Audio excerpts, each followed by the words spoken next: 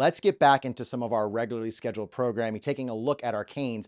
Miami enters the midpoint of the season with a bye week. I felt like we should take a look at the season so far, Rudy, and grade the team. So you and I put together a little report card to figure out where we thought everyone stood in terms of each position on the team. So do you want to go first or do you want me to go first? I'll let you go first because I don't know the exact order. Like I know you have the graphic up on the screen, but I have Yeah. no idea what the order of it is Well, you can exactly. go So bounce around, man. Like I know you have your list. Feel yeah. free to go around and look at it and let me know what you think, and then I can jump in. It doesn't really matter. Whatever we want to do.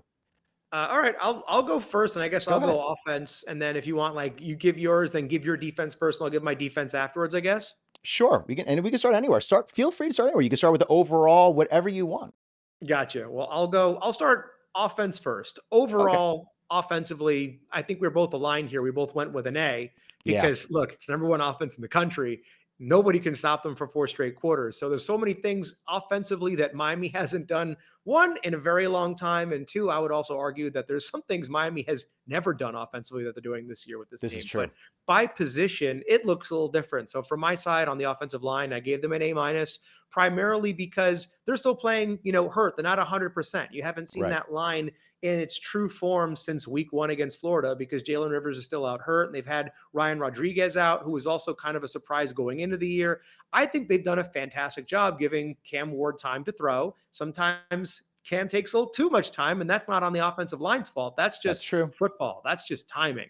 In the running game, they haven't given the best push, but at the same time, I feel like the offense their goals have been different every single game. In some cases, they're throwing to set up the run later. In some cases, it's just the terms of the game that's dictating what Miami is doing offensively. So I can't really fault them for that because in those short yardage situations when they are running in between the tackles, Miami's picking those up. If they get stopped on fourth down, it's because they're throwing the ball, they're doing something cute. It's not that they just get stuffed. So in every test this year that Miami's had where this lineup big uglies versus big uglies on the defensive line of the other team, Miami wins that battle every single time. Looking, yeah, you want to go position by position? You want to let me know your side on that? Yeah, so I'll start off. I gave them an A as well. We can go by position in a minute. I thought the same thing. I gave them an A for the same reasons you did. Miami's offense holds the number one spot in almost every major category, whether it's yards, points, average, all average except for rushing. I think they're just killing it. Miami has a 88% red zone scoring average, which I think is phenomenal. And then one thing I actually had to do the math because it's really hard to find stats on this, but I did the math because I'm Asian. And fun fact, Miami's quick drives, UM is averaging a score every 3 minutes. Like, so roughly once they get the ball within 3 minutes, they're scoring. So to me, I think that's a really, really, really good stat. And it's a really good thing to have in your back pocket for instances when you're down in the fourth quarter, like we were against Cal and And even Virginia and Tech. Virginia Tech. So God knows what will be against Louisville and Florida State. I mean, Florida State. No, God, pray for them, please. But I thought that was a really interesting stat, figuring out that we were basically scoring within 3 minutes of getting the ball. Another thing is Cam Ward is having a Heisman season. I mean, let's just, can we just give, I mean, I know we can talk about it maybe next week, Ashton Genty and some others who are really making a name for themselves. But I think in terms of the overall, I mean, unless Genty puts up 2,500 yards, I think Cam Ward bringing back to prominence. I think us being undefeated so far and God willing, we stay undefeated. I think that will just naturally just clear the road for him in New York. Restrepo is on pace to have 1,000 yards this season, which I Yeah. thought was incredible. But let's go position by position. What did you think of the O line? You gave the O line what? I already mentioned that part. That's the A minus. So give me Yeah. your O line, and then we'll go down the next position group. All right, so for me, I gave the O-line a B minus. The reason why is they look phenomenal against Florida. They look great against, the cupcake teams. But when we got into conference play, there was a drop. And we've had a precipitous drop in that in other areas on our team, which I'll mention later on in terms of things we need to correct. But for me, I just haven't seen in the last two games, I haven't seen a push by the O-line like we were seeing in the first specific three games compared to the last two, which has me a little worried. We also have an injury on the O line, and so I'm just like, I can't quite get them an A, but a B minus. That's where I'm at with the O line. So we're a full letter grade across on each other. I went A Exactly, minus, you went B minus. exactly. So what did you Uh, give the running back room? I gave the running back room a B. I gave them a Okay. B because some of this is not really their fault because they haven't exactly had the chance to shine, given that Miami in two consecutive games had to throw themselves back into the game and to compete and to take the lead. So they've done a good job in terms of pass protection when they've been asked to do it. The only thing I'm saying the difference between a B and an A here is how they're being utilized. And I look at Yeah, it as David Martinez, I know people want to knock him, but I'll tell you, there is going to be the game where he's going to be needed, and Miami needs to put together a that's 6 or 7 minute drive to kill clock. I can't wait for those games because it shows that Miami is playing with a lead and they're just killing time and they're matriculating the ball down the field, as they love to say in the broadcast world. So that's the only place. I think the one thing that also hurts that unit is Miami has kind of like learned as the game has progressed. So it's a compliment to coaching in terms of understanding the adjustments that need to be made in terms of your personnel to where instead of running in between the tackles, it's getting outside with like Chris Johnson or Jordan Lyle to make that work. It's just happening too late to really, affect my grade. Yeah, for me, I gave them an A, so we're flipping grades again this time. I think the running backs have been phenomenal. I have a love-hate relationship with Damian Martinez. We go through this week in and week out on through the text messages, you and I. But I do always say, for his saving grace, he does come through in clutch moments, and he is a clutch running back when we need that. Those three, anywhere between 3 to 5 yards, he's guaranteed almost. I feel like which I Yeah. love, which we did not have in years past. I agree with you. The pass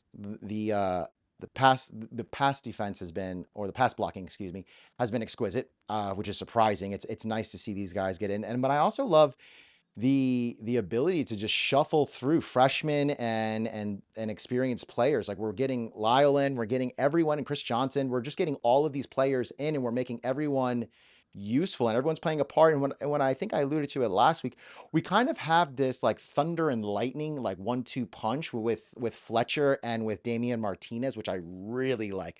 Because we were supposed to have that a few years ago with these two running backs. I forgot what their name was. One was like Storm, I think, or something like that. Yeah, there was Storm Johnson. There was Storm Johnson, also, yes. and then a couple of years after that also was like Don Chaney John, yep, who we play. oh my God, the Rooster who's at SMU now. I'm trying to remember his name. Like the Rooster is his nickname. I'm trying to remember what his full name is. Either way, yeah. Yeah. I mean, so to me, I thought like, again, I didn't think they were A plus. I think just because I thought Damian Martinez would be a little bit more explosive. I still love what he's doing. I wish he would hit the hole a little bit faster, but I get that's part of his game. But I again gave them an A. What about the tight end room? What did you give them, Rudy? Tight end group, I gave an A, and I think I'm weighting my grade a little bit because this is the first time we've had like a legitimate tight end room in quite a long time. We've had I some agree. great tight ends come through Miami the last few years, David Njoku and oh my God, I'm already blanking on their two names too, Will Mallory, and there was also the guy from Las Vegas who's in the NFL Lofton. now. Sorry. No. Oh, I'm thinking of the freshman. No, no, I'm talking about they were on the same team a couple years ago, Manny Diaz years. It was Will Mallory and there was another guy that were both fantastic. We're number 9 for Miami. I Either forgot. way, we've had some great tight ends, but the problem is that they haven't been a total package. We've had pass Yeah, catching tight ends the past couple of years. We haven't had a tight end room or that can even a single block. tight end that does both the blocking and the receiving. And Elijah Yeah. Arroyo has been hurt a couple of years. So now that he's back to full strength, I would argue that he's one of your best weapons because not only on the offensive side in terms of catching and blocking, but also when there's a turnover, he's running the entire length of the field at Tyreek Hill speed to make the game saving tackle. So your group there is solid. They have a lot of depth because you got guys like Cam McCormick and Riley Williams and Elijah Lofton, the freshman you talked about. So altogether, that's 4 solid starting tight ends. I think any team would be envious to have 2. So that's an A. Yeah, so I gave them an A plus, and I would give them the award for most improved. I mean, we went from a tight end room that couldn't do anything, the message boards of every Canes fan saying, "Where's our tight ends? Why aren't we utilizing tight ends? Why are we not like creating an offense around the use of tight ends?" To now, this year, we've been exploiting tight ends. I think our tight ends have almost become our wide receivers at this point in terms of targets and crucial plays in the red zone. I thought that Arroyo has been probably, besides Cam Ward, been the MVP of this team in terms of, like, had he not gotten that block against the Virginia Tech team, the Virginia Tech interception, that it would have been a pick six. I think his touchdowns have come in key moments. He's just, again, he won. He was the one, he got caught the pass, the winning pass You got the against game winning Cal. pass. Yeah, Yeah, I he mean, had a guy miss. I mean, this guy is a stud. I mean, and he's powerful too, because that scoring touchdown, that go ahead scoring touchdown against the Cal game. I mean, he could have easily been stopped in the one, and he Yep. powered through that. And so to me, the tight ends have been exquisite. Blocking's been exquisite, making themselves available. Lofton on that key third down, crucial. Like to me, it's just like it's almost automatic. They're like a Damian Martinez. You know, when you're in that third down, who are we? I mean, I don't want to say this because maybe someone's watching, doubtful. But it's like if it's third down and short, or even third down maybe in like 7, it's going to go to Damian Martinez or one of our tight ends. That's what I feel like. And then maybe it'll go to Restrepo. But I feel like those are the only 3 options. And I think the tight end room has been the most improved and the most incredible part of our offense. Besides our QB room, which we'll get to. What about our wide receivers, Rudy? What are you thinking about our wide receivers? I gave them an A also because they've had their Yes. ups and downs, but I Yeah. will tell you what, when the game is on the line, they make the catches. We can complain about drops that they had earlier in the games, but hey, every single one of those fourth downs that we had in our our last final couple drives against Cal, those are wide receivers that came through. It was Xavier Yeah. Restrepo, it was Isaiah Horton, Jacoby George, for the most part, has kept himself level-headed. He had some transgressions against Cal this past week where he had a silly penalty. Isaiah Horton had a silly penalty that could have killed the drive before too. But again, I can't really complain much because they're pretty much catching everything that's thrown in the radius, at least when the game is on the line. If they're not, 1 or 2 drops is not going to put you down to a B when you have all of the collective matchups that you need. Because one thing I like about this unit too is you have a versatility of terms of what personnel you want to run with the receivers and also just how they vary in size. You got little fast guys like George and Restrepo. You've got big burners like Isaiah Horton. Yeah. You've got everything you need. So that's an A. Yeah, I gave them an A as well. I think the only critique I have for the wide receivers room is they don't get separation as consistently as I would like them to get separation.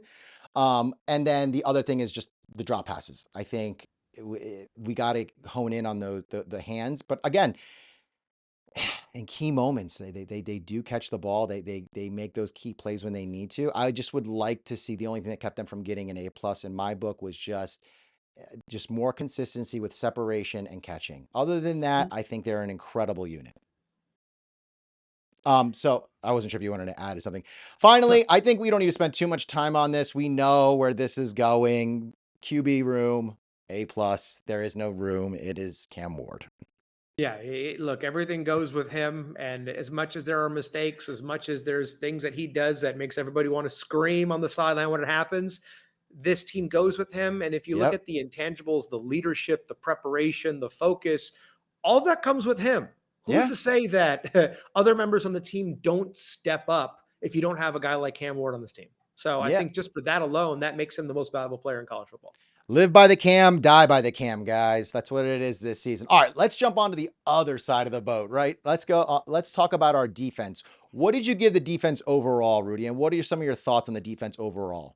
My overall grade is a B, and I give them a B because I saw this. I saw social media actually come out with this like a day or two ago from the Miami Hurricanes account where they are like number 1 in total defense in the conference.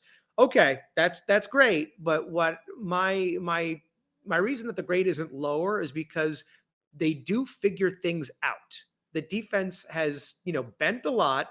They've gotten burnt on several big plays, but they also have been playing hurt. They've also been playing with multiple key players out at both the defensive line That's and in the true. secondary, which happen to be the strongest and at times weakest units. So, in terms of working together and making adjustments, they've done a fantastic job at that. So, if they have a bad first half, they usually come out better in the second half, or at least when the game's on the line, they make the plays when they need to. So, with that said, they're undefeated. That's a B.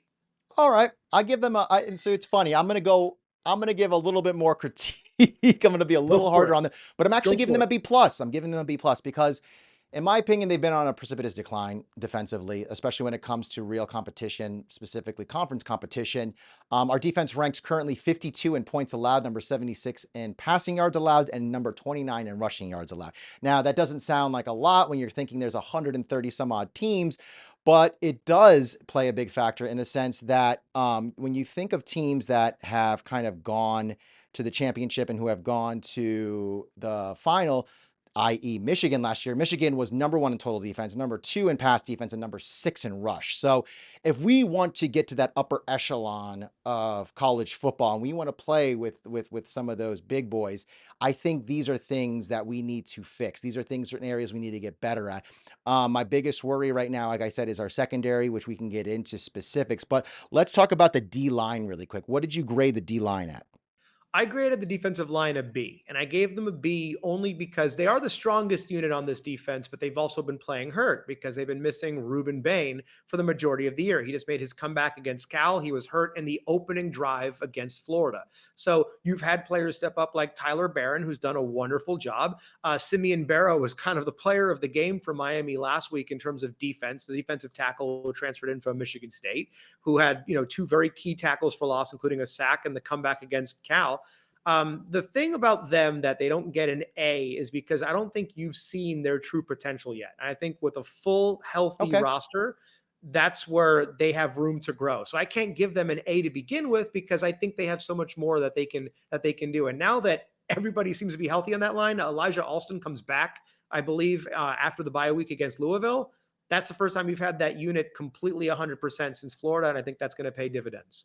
Yeah, I gave the D line an A plus because to me they're the anchor of our defense. I think they're the most consistent, the most stout. They are the first the first line of defense when it comes to our our defense, Bro, and literally the first line literally, of defense. and they're mainly the only line of defense because that's the next thing I kind of want to bring up is I've noticed in the last 2 games, once either the running backs or the wide receivers get past that first line and they get into that secondary, it's really a toss up. It's not consistent, especially the tackling, and then the scheming even. I feel like sometimes besides besides our D line, a lot of the rest of the team on that side of the ball is just seems to be out of whack, especially in those explosive play moments.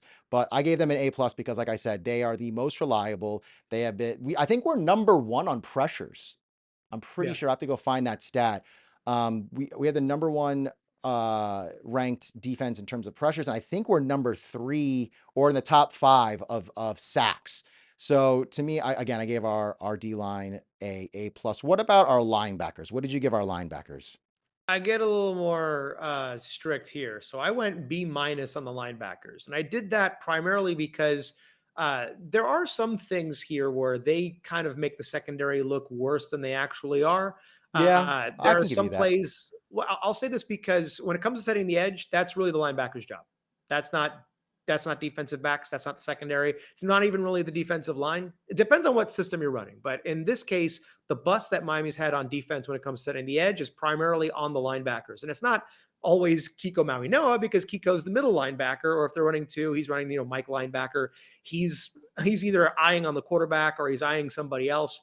So there is some issues in terms of maintaining and setting the edge that you have guys like Wes Basaint who have been struggling with in terms of being consistent with that play over play. So a lot of these issues are coming from miscommunications and just getting yourselves lost in terms of what your assignments are.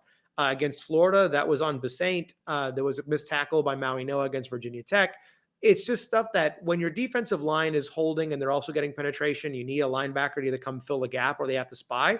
And Yeah, they haven't put that together for 4 quarters in quite a while. They've stepped up when they needed to. Kiko having the game sealing interception against yep. Cal, and also coming up with some key plays like later in the game. But that's where it's a consistency issue.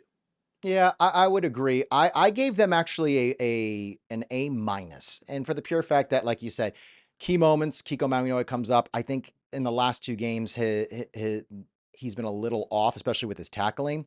But I think that's more from which we'll talk about things we need to change this hero ball mentality that the Canes have kind of like recently picked up in the last 2 games. But again, that comes from what we were talking about earlier, which I will also mention in a few seconds injuries. When you see people injured, when you're thinner on the line, you're going to try and be a hero and play that stud ball and make those things happen. So I gave them an A minus because, like I said, I think Kiko and even ESPN wrote this. If we're going to be successful moving forward, Kiko's got to play well.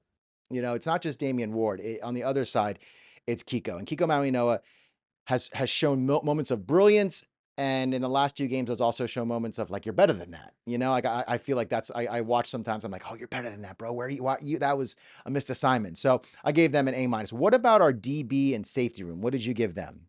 Secondary also got a B minus, and I gave them the same grade because those two units are so closely knit when it comes to communication that the injuries in the secondary affects how they're playing, and two, how they're communicating on coverage. Because when you lose Damari Brown early in the year, Yep. and then you're playing with Jaden Davis, and then against Virginia Tech, Jaden Davis goes down in the second half, and they're playing with Zaquan Patterson, they're playing with Williams, they're playing with different guys. That's Who are where a lot of freshmen that too, by the way. right. And well, there's a freshman cornerback that's like OJ Frederick, Who's who's been been phenomenal, fantastic. Yeah. phenomenal. Whoever the star service is, whoever the people behind the grading to make him a 3-star, I'm sorry, find a new job Yeah. Well, we because we we also know doesn't necessarily historically has never won with 5 stars. Like we've no, always won with 3, 4 stars, like guys who have had a chip on their shoulder, who have something to prove, and they prove it. And so to me, it's like I don't even look at the star system really anymore because sometimes you no. get a guy who's a 5 star and he's a bust. But yeah, I think OJ Federic has been a great addition. Ed Reed's the guy that says to this day, I was considered 2 stars at a Destrehan High School in Louisiana. 2 stars. So anyway, yeah, it doesn't mean anything. It's just that the communication there, they get called out more than they probably should when it comes to those missed assignments in the running game. But what they do happen to struggle with that's been kind of a problem these past few weeks, just over pursuit and taking bad angles. When Yeah, they are the I would last line agree. of defense. As you said, the defensive line is the first line of defense, the secondary is the last line of defense. If you have a DB making a tackle on a running back and you're not in a run blitz, you're in trouble. So that's where they need to have the mentality of minimizing the damage. And also, I think it's just having a little bit better football IQ in terms of when teams are going to be making big shots, sensing momentum shifts, and just being a little bit more fundamentally sound with your eye Yeah, discipline and not turning your back to the play too early. Because that's when Miami's been bit. And primarily, that's when, I don't want to single out Mish Powell because he has been kind of the victim of a couple of big plays in Virginia yeah. Tech and at Cal. He's the guy that's communicating everything back there. So as much as he's trying to get everybody in line, he gets a lot of the blame because he's the guy that shoulders the most responsibility. So if anything, Well, it's a he's also a compliment to senior him. too, so I mean, Yeah, it's a he's compliment to him he's in his he's the leadership. yeah, he's a veteran, and again, it's the hit or miss nature. I gave the DBs and safeties uh, a C minus, and for the pure fact of this is the reason why I give them the C minus, and I know it's harsh. It's a I little give them hard. a C minus because here's the thing: you you were the weakest, you're the weakest link in the team. People knew that going into the season, and they've proven it in the last 2 games. If we were playing a little bit more sound and we were maybe positioned the right way at times and made the right decisions, I don't think we would have as many explosive plays happening against us as we are.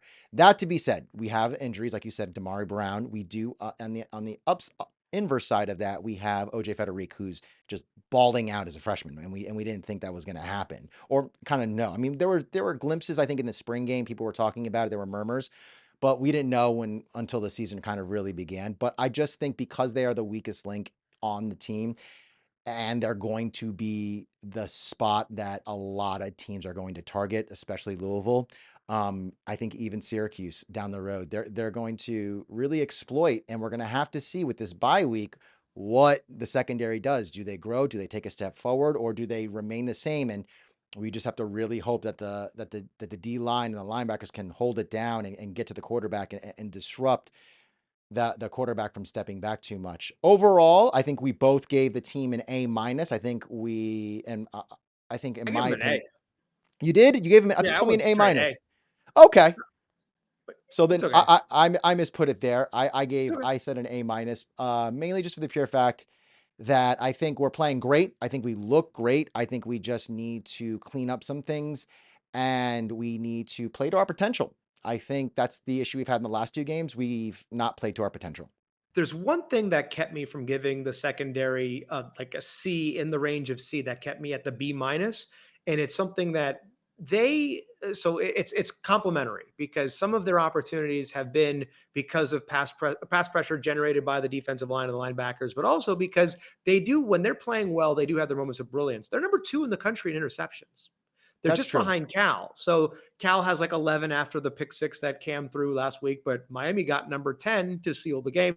Granted, that was Kiko. That wasn't the secondary doing it. But Exactly. as a collective unit, when you look at the secondary, they're the ones that have the lion's share of the interceptions. I think like 9 of the 10 are by defensive backs. Some are in garbage time, yes. Like you look at Miles Muyoung got a great one against I think I love he his had name, his Moo against Young. Ball State, but that's something that you can't coach ball hawking. And it's something that when they're clicking, they're very effective. So it's one of those where they have a very high ceiling and they have a pretty low basement as right now. So it's just a little bit of consistency. And to sandwich technique this, I don't want to poo-poo the defense because I love the defense.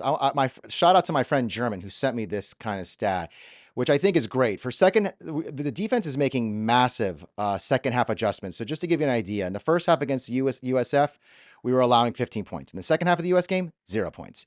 In the first half of the Virginia Tech game, we were allowing 24 points. In the second half of the UF game, 10 points. In the first Mhm. half of the Cal game, we allowed 21 points. In the second half of the Cal game, 17 points. So we are making the adjustments we need to make in halftime, which is great. So I give them that. I just would like to see us playing to our full potential. I would love to see the secondary take a step up and level up a bit. But enough of the grading. Let's talk about what things need to be corrected in this bye week as we head into Louisville. What are some of the things that you think need to be corrected? You want me to start offense or defense?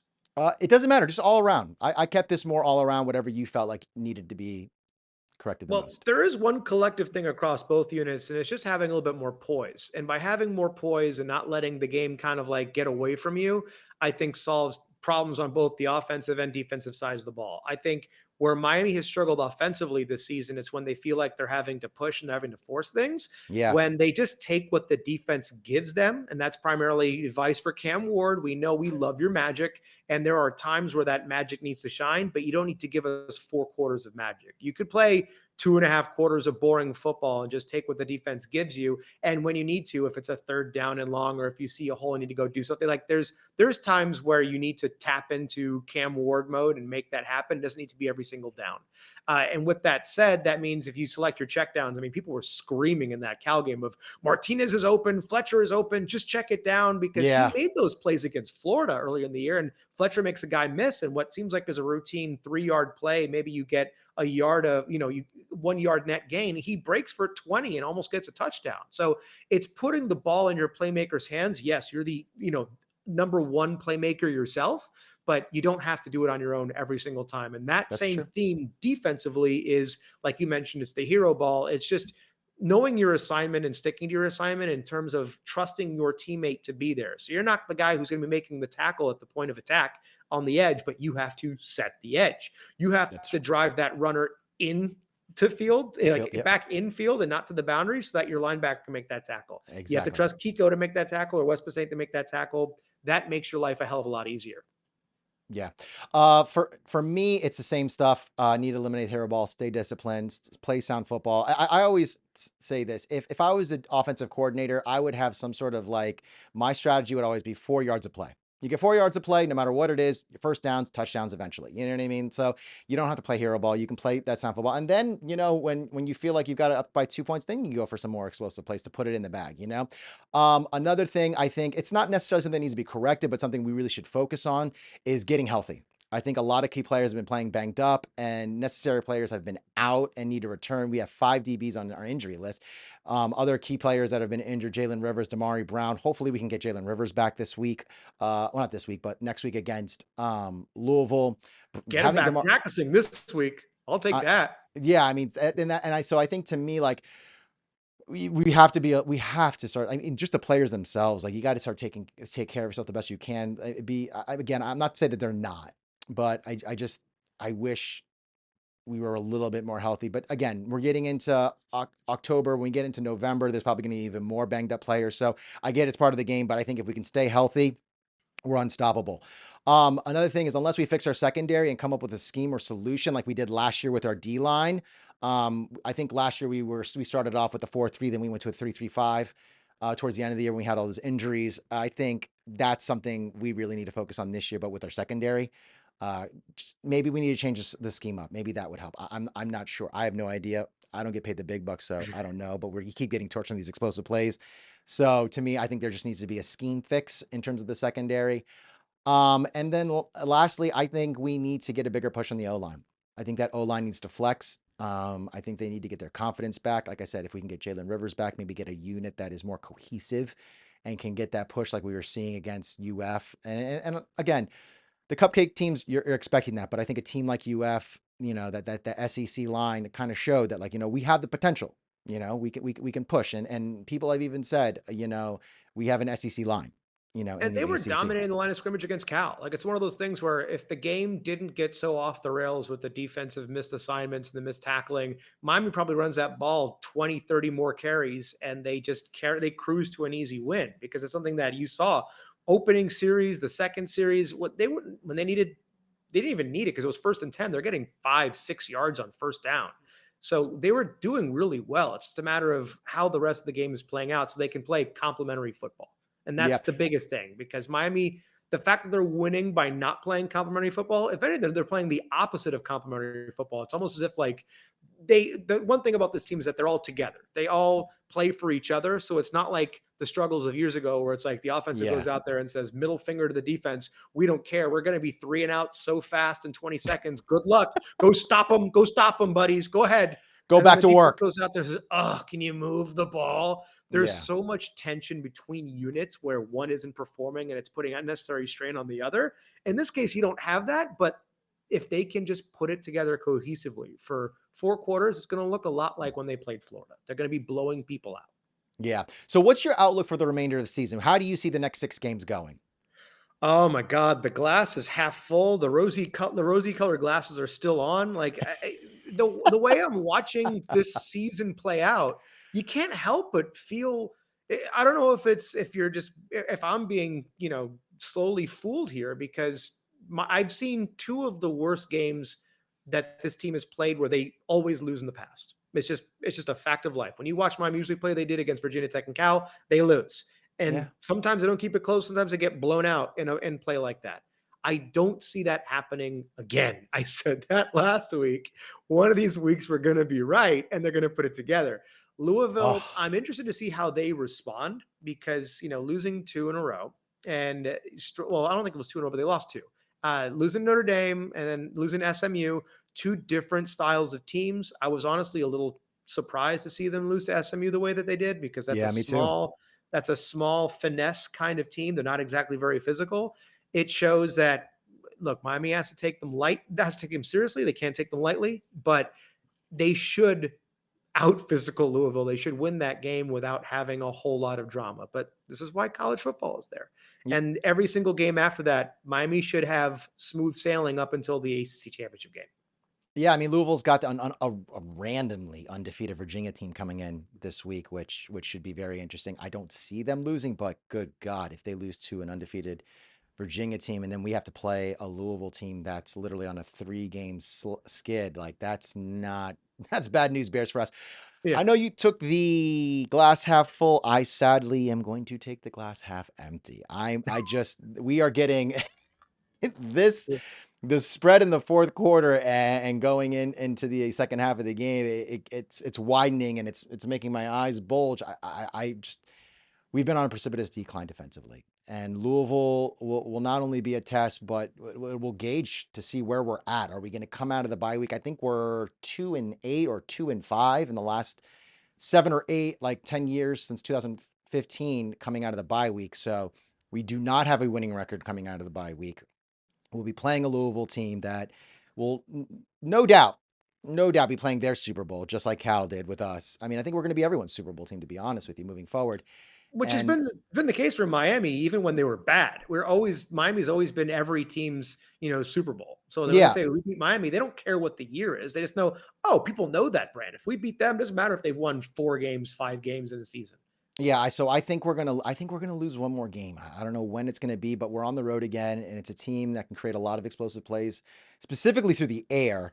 How we come out of the bye week again, it's going to tell us everything we need to know. It's like, are we going to correct the mistakes either partially or wholly, or are we going to keep doing more of the same and just anticipating that one loss? I just Louisville's going to tell us everything. I think Louisville, Yeah. how we come out of it, whether we come out flat, whether we come out explosive. I mean, Ideally, I would love to see. I mean, I don't even care if the offense even takes a step back. Like, we don't need to score 50 points a game. I'm cool with that. Like, or even 45 points a game. If we can score a cool 30 points a game and then not allow more than 14 to like maybe 21 points against a really good team, that would be great. And that puts us at undefeated. But I mean, we're just gonna have to wait and see. Yeah, I mean, the one thing that I'm really interested to see with Louisville, I hope Miami's been practicing in the IPF this entire time, because I think there's something that it may sound a little ridiculous, but I'll tell you, the transition between natural grass to artificial turf is kind of a big deal in terms of your equipment and how your Yeah, team is prepared, and also even how you have to work on your movement and your technique. of It's a little course. different depending on the two surfaces. And I've seen it where Miami, I was witnessed it firsthand. My Sebastian the Ibis days, I still have PTSD from watching Russell Wilson make every single one of our defensive linemen look like it's like the Benny Hill video where there's Yeah. sliding all over the place, like if P Diddy had a bunch of lube all over the field and Raleigh, because it was so muddy and it was so wet. Our guys had the wrong spikes. And the problem with that is, depending on how the game is being played and what the pace is, you can't quickly have, let's take 22 sets of shoes and go change everybody's cleats out. They're No, taped shut, yeah. they're taped over. If you make a mistake like that and it's, the first half, you won't have until halftime to fix that. And then in Yep. the second half, if you have it wrong there, now you have to play the rest of the game that way. So I think there's something to be said for Miami going out their first artificial turf game of the year up at Cal and having to figure out the surface a little bit. And now Louisville playing that way. This is a good test because there's a few other games down Miami's calendar where you're going to be going on to turf as well. You're going to be doing it at Georgia Tech, which is honestly kind of a disservice to Georgia Tech because they used to have one of the prettiest fields in college football in terms of how it was maintained and how fast of a track it was in terms of having very, very, very short field turf grass. And then you go Syracuse to close the year, also dome and artificial turf. So great to have the IPF and great to have that extra time to prepare. Well, we'll have the test next week and we will see what our Canes do playing Louisville next Saturday at noon.